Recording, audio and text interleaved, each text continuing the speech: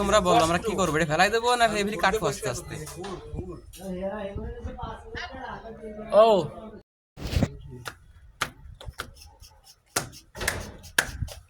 আমারটাও নিও মাথার চাক উঠোস না বোধা।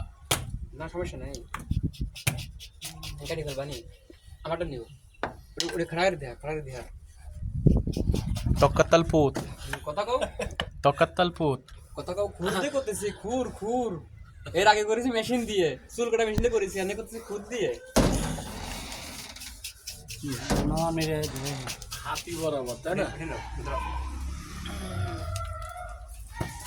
ঠ্যাং কার যে কি জ্বালা বাড়ির মহিলা মানুষ করে, আর আমরা করতেছি রে ভাই, যে কি যে কষ্ট।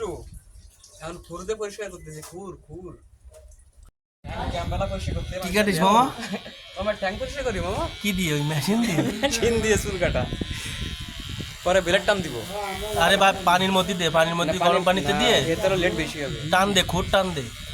এটা বড়টা কাটা হয়ে গেলে পরে বেলের টান দিলে দ্রুত পরিষ্কার হবে।